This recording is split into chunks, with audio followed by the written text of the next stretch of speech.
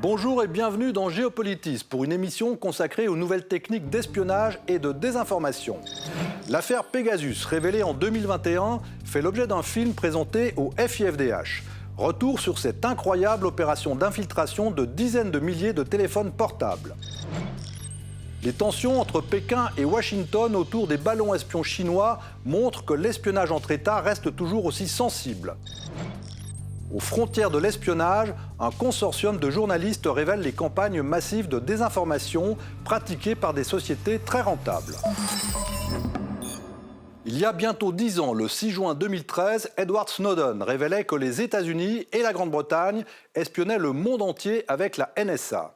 NSO, une société israélienne, n'a pas la même force de frappe que la NSA, mais elle a développé Pegasus, un logiciel espion ultra performant capable de s'infiltrer dans n'importe quel portable, même éteint, et de siphonner toutes ces données.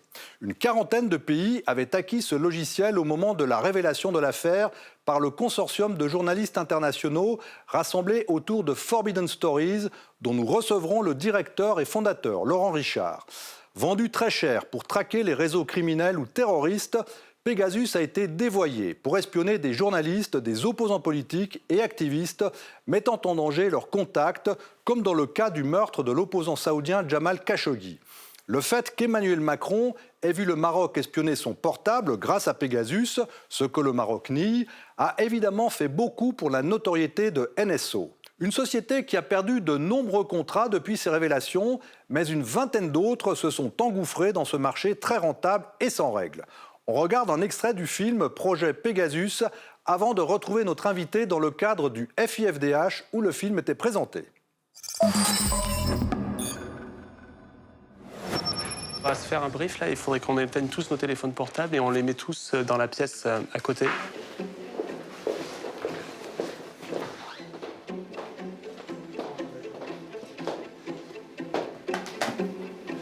On a une énorme fuite, un énorme leak.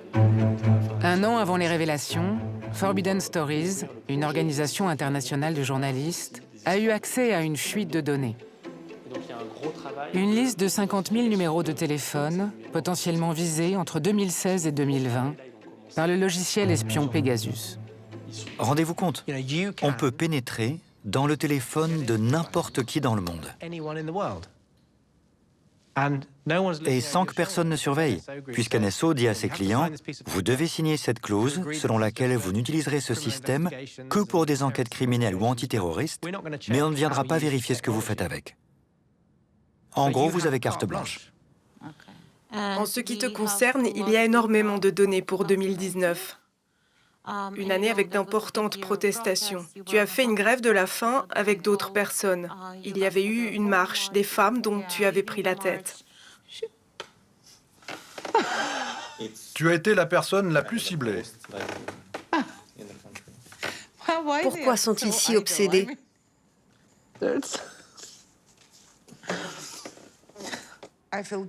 Je me sens coupable pour les messages que j'ai envoyés.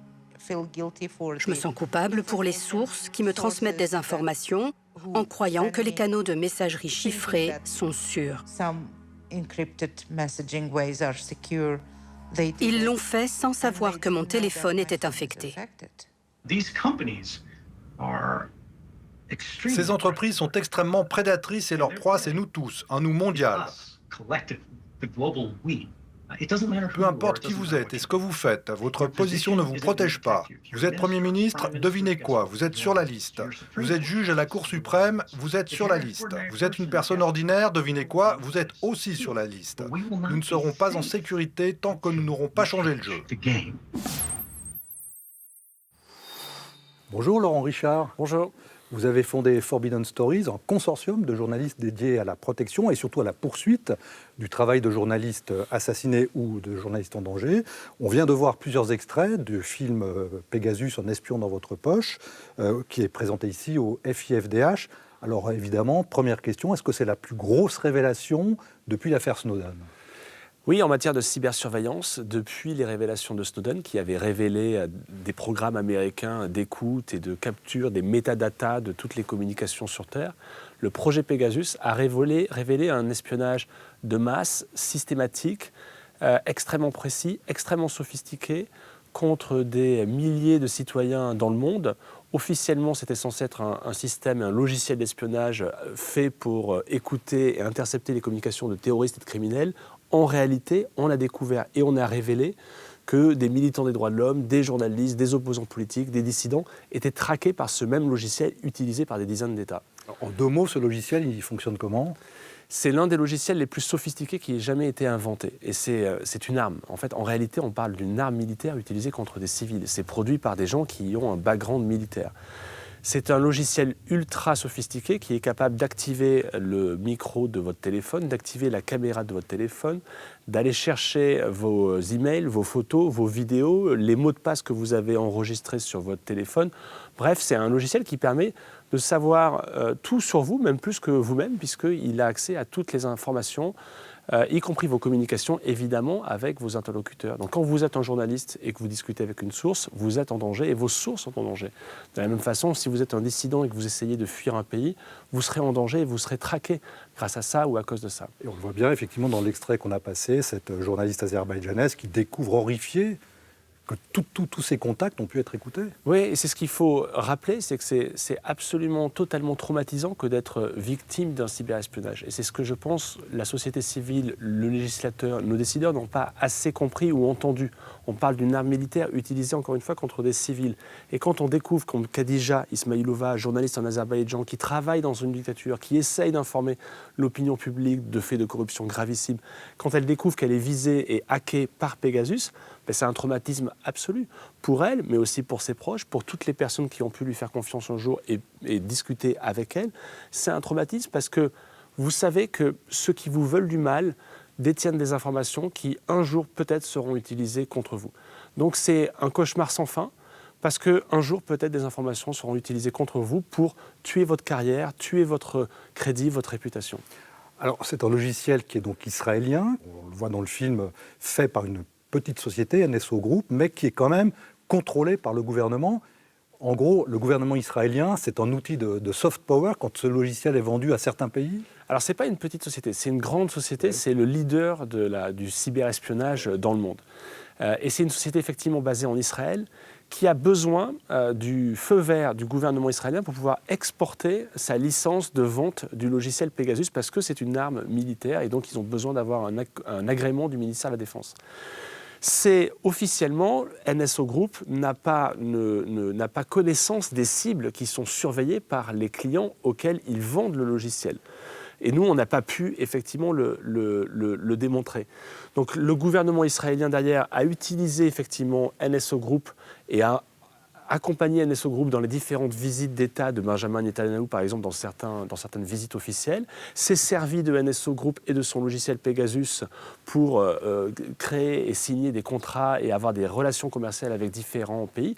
Donc ça a été aussi un outil de soft power pour le gouvernement israélien, oui. On voit aussi, dans cette vaste enquête qui met en œuvre plusieurs dizaines ou une centaine de journalistes, la difficulté de coordonner tout ça. C'est pas évident. Oui, c'est très difficile et chronophage. Je veux rendre ici hommage à Sandrine Rigaud, qui est la coordinatrice des projets de Forbidden Stories. C'est un travail sur tous les fuseaux horaires, toutes les latitudes. Il faut mettre tout le monde d'accord, organiser un travail collaboratif, mettre les égos de côté, faire travailler 100 personnes ensemble, qu'elles soient journalistes ou qui viennent d'un autre secteur professionnel. C'est pas si évident que ça. Mais ce qui nous guide, ce qui nous unit, c'est l'intérêt général. Et au départ de toutes nos enquêtes, dans Forbidden Stories, dans le dernier projet comme Story Killers par exemple, un journaliste a été assassiné. Là, en l'espèce, dans le projet Pegasus, des journalistes étaient ciblés par un logiciel de cybersurveillance ultra intrusif, ultra invasif, qui est une vraie menace pour nos démocraties. Et c'est ce qu'il faut aussi qu'on prenne en compte, c'est l'absence totale de contre-pouvoir face à cette menace-là. Alors justement, la guerre en Ukraine a montré aussi l'importance du renseignement, on va dire, classique.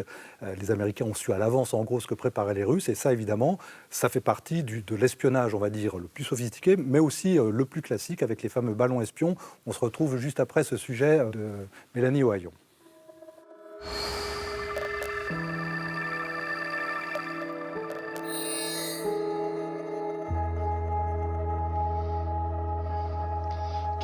Cette chose n'est pas la Lune. La Lune est juste là. Ce truc est tellement bizarre. Il survolait depuis plusieurs jours le territoire américain, immortalisé par de nombreux habitants du Montana. Ce ballon chinois est devenu une curiosité mondiale, avant d'être abattu au large de la côte Est par un chasseur américain. Le ballon s'était approché d'une base militaire abritant des missiles nucléaires.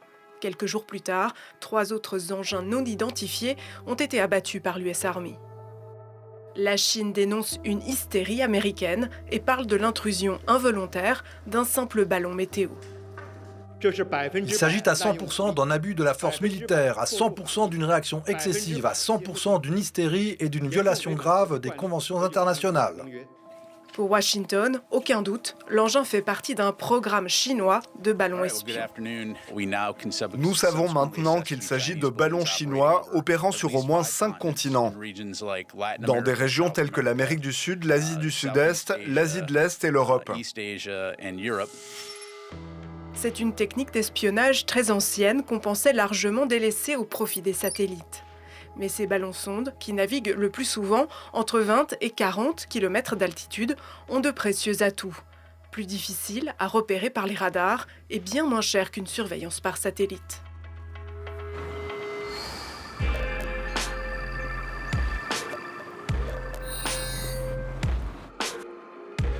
Au fond des océans, ces câbles sont les artères vitales d'Internet. À travers eux transitent près de 95% des communications mondiales. Depuis les révélations d'Edward Snowden en 2013, on sait que les services de renseignement sont capables d'aspirer les données qui transitent par ces câbles. En 2021, une enquête de la télévision publique danoise révèle que plusieurs dirigeants européens, dont Angela Merkel, ont été espionnés par la NSA via des systèmes d'écoute de ces câbles sous-marins depuis le Danemark. Ce n'est pas acceptable entre alliés, de manière très claire. Et il n'y a pas de place entre nous pour le soupçon. Les gouvernements investissent toujours plus dans le cyberespionnage, qui permet une collecte massive de données. Un simple ordinateur ou un téléphone peut se transformer en espion redoutable.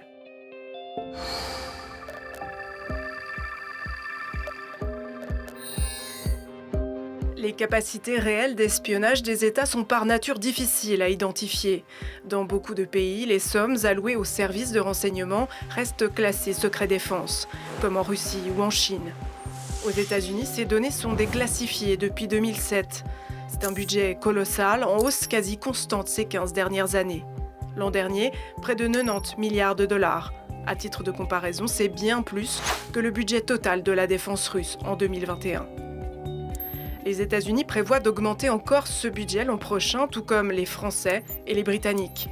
Le Royaume-Uni consacrera plus de 4 milliards d'euros à son renseignement dès 2024, le plus gros budget d'Europe. Un renforcement des moyens de surveillance qui va de pair avec une tendance toujours plus forte au réarmement des grandes puissances.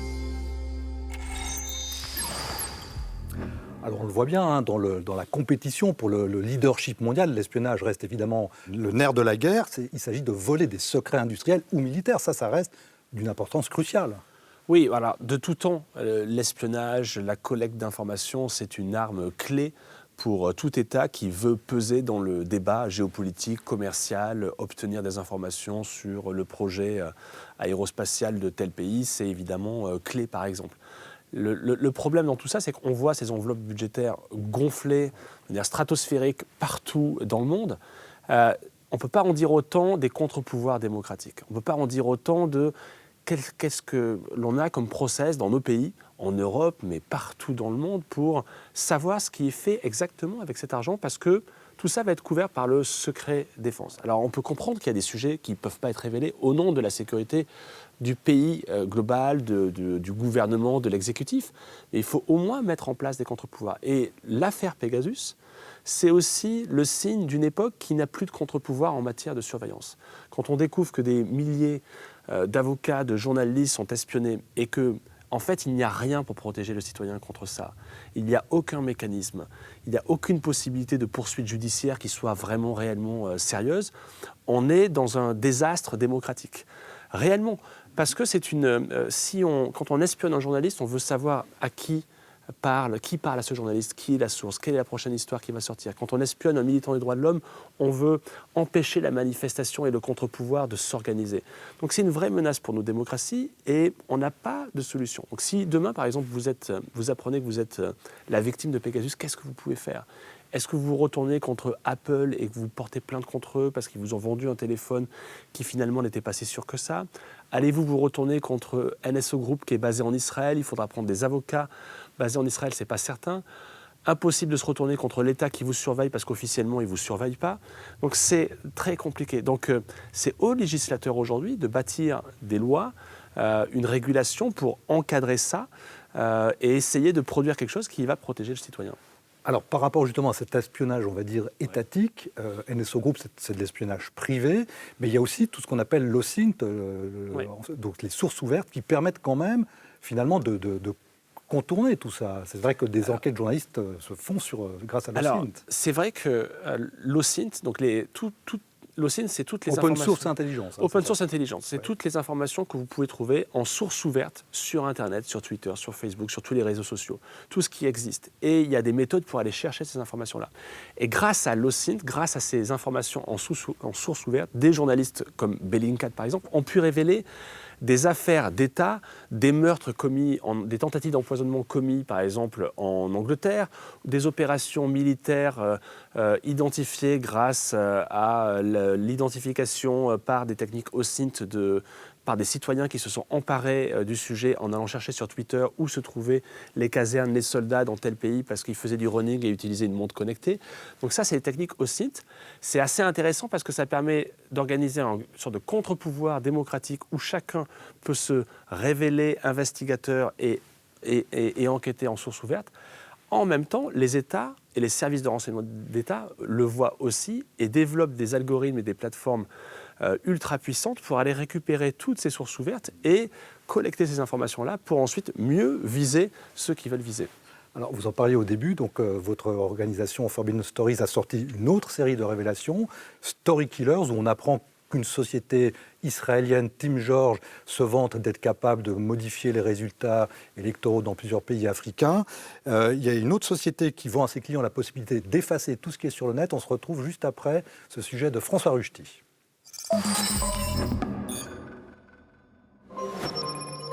Des articles de la SSR ou du journal 24 heures ont disparu d'Internet.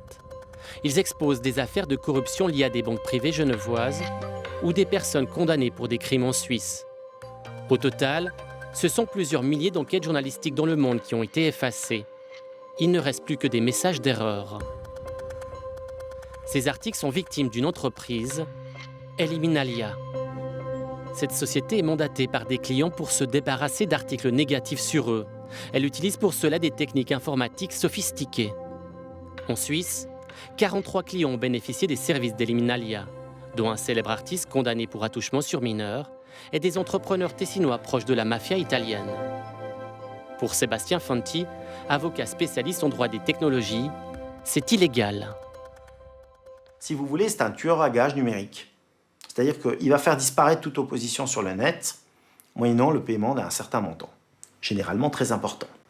Mais légalement, ces gens, ils risquent quelque chose. Ces tueurs à gages numériques, ils risquent quelque chose. Bien sûr qu'ils risquent quelque chose. Effectivement qu'ils risquent quelque chose. S'ils ont menti, triché, volé des informations, ils risquent, comme n'importe quel hacker, comme n'importe quel criminel, d'être traduits devant un tribunal. Face à ces révélations, l'entreprise Eliminalia n'a pas souhaité répondre à nos questions. D'après nos recherches, en partenariat avec le groupe de journalistes Forbidden Story, cette entreprise n'est pas unique. Le marché de la désinformation vaut des milliards. Certaines entreprises proposent des services de piratage ou même d'influencer des élections. Tout s'achète sur le marché des mercenaires de la désinformation. Alors, est-ce qu'on peut parler d'un changement d'échelle dans la désinformation avec la puissance des algorithmes et de l'intelligence artificielle ? Oui, la désinformation d'aujourd'hui n'a rien à voir avec celle d'il y a 4 ans ou 5 ans. En fait, il y a 4, 5 ans, 6 ans, on découvrait les fermes à trolls russes, où on avait des gens derrière des ordinateurs qui allaient troller, c'est-à-dire fabriquer une fausse information, discréditer, harceler en ligne tel opposant politique, tel journaliste. Là, maintenant, ce sont des algorithmes ultra puissants qui s'occupent de tout ça et qui vont s'occuper de vous et qui vont s'occuper de vous discréditer, de vous harceler, de vous hacker Et tout ça, en 2 secondes, en un seul clic, on va pouvoir détruire la vie d'une personne.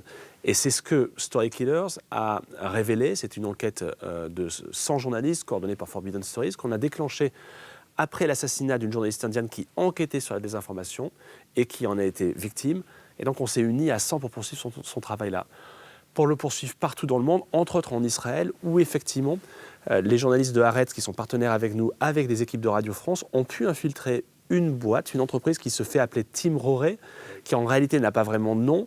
Tout l'enjeu de l'enquête, c'était de poser un nom sur ce visage-là et qui nous parlait. On a réussi à le démasquer. Il s'appelle Tal Hanan, un ancien des forces spéciales israéliennes. C'est ça, donc lié au renseignement aussi. On est aux frontières de l'espionnage, là. En fait, c'est la rencontre de 2 industries. D'un côté, celle du cyber-renseignement, du renseignement, l'armée, les mêmes personnes, les mêmes profils que l'on peut voir dans Pegasus, et de l'autre, l'industrie de l'influence. Donc, le renseignement et l'influence se sont rencontrés pour créer ce monstre en face de nous, nourri et enrichi par ces algorithmes ultra puissants qui produisent des plateformes technologiques capables de faire ce qu'on appelle du hack and leak. C'est-à-dire que je suis capable d'aller voler votre contenu dans votre messagerie Signal ou Telegram, de prendre ce contenu-là, de le transformer, de le diffuser sur les réseaux sociaux, de le faire relayer par des armées de trolls, et tout ça en l'espace de quelques minutes pour vous discréditer parce que vous êtes un journaliste qui me dérange, par exemple.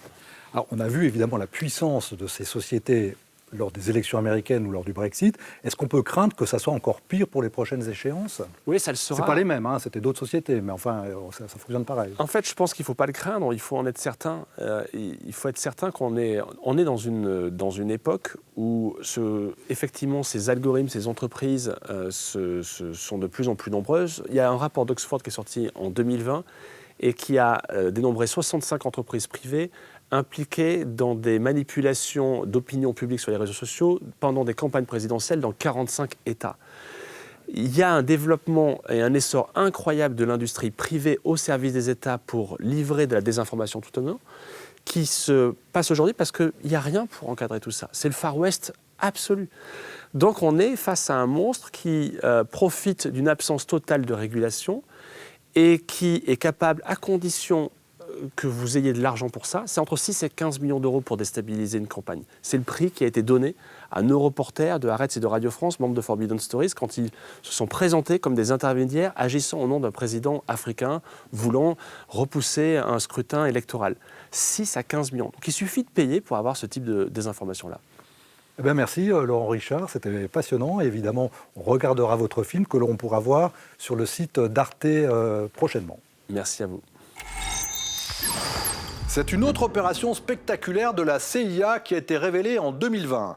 L'opération Rubicon, menée conjointement avec les services secrets allemands, qui a permis d'espionner une centaine d'États entre 1970 et 1993 grâce aux machines truquées de la société suisse CryptoAG, spécialisée dans le codage et le décodage de messages. Une société qui s'est avérée être secrètement la propriété de la CIA. C'est notre rubrique ce jour-là. Pendant des années, le monde s'interroge sur les liens qu'une petite entreprise tsugoise du nom de CryptoAG entretient avec certains services secrets étrangers. La CIA, la NSA et le BND, le service de renseignement extérieur allemand. Désormais, un document secret dévoile une opération globale d'une envergure incroyable. Ce document s'appelle Minerva et il provient des archives de la CIA. L'opération, elle, s'appelle Rubicon. On était tous convaincus de travailler pour une entreprise suisse dans un pays neutre et indépendant par rapport aux grandes puissances et de produire des outils très précieux pour le monde. À l'époque, Bruno von A ignore que la plupart des appareils de chiffrement qui quittent l'atelier de Steinhausen possèdent une porte dérobée conçue par Hagelin, le fondateur de l'entreprise, et par les Américains, mais dont les collaborateurs ignorent tout. Rapidement, dans de nombreux bureaux gouvernementaux, des ambassades, des quartiers généraux de l'armée, on trouve des téléscripteurs et des installations de radio protégées par les appareils de chiffrement CryptoAG. À l'aide de leur avion de reconnaissance et leur immense oreille blanche, les Américains récoltent quotidiennement des messages secrets. Ils sont capables de décrypter et lire toutes les informations codées par des appareils de chiffrement de CryptoAG. Le fait que ces appareils ont pu être écoutés a donc eu des répercussions à travers le monde. Le gentil et un peu bébête, TikTok n'est-il pas en fait un loup déguisé en agneau ? En réalité, un méchant espion caché dans nos portables, capable d'aspirer toutes nos données pour les fournir à la maison mère chinoise de TikTok et donc au régime de Pékin lui-même. C'est en tout cas le soupçon de la FCC américaine qui a interdit le téléchargement de TikTok à tous les employés fédéraux. Idem pour la Commission européenne qui donnait jusqu'au 15 mars à ses fonctionnaires pour se débarrasser de TikTok. La Commission qui se garde bien pourtant d'accuser d'espionnage le réseau social le plus populaire chez les jeunes. Mais TikTok est aussi dans le collimateur pour son algorithme qui enferme ses utilisateurs dans une bulle de contenu plus ou moins bénin. Avec des conséquences parfois dramatiques, comme ces enfants décédés après avoir relevé sur TikTok un défi qui leur proposait le jeu du foulard. Des critiques qui valent aussi pour Facebook, WhatsApp ou Instagram, mais eux ne sont pas chinois. Au nom de toute l'équipe, je vous remercie de continuer à nous être fidèles sur les chaînes de la RTS, de notre partenaire TV5 Monde. Vous pouvez aussi nous suivre sur notre chaîne YouTube en tout temps et en tout lieu. Portez-vous bien.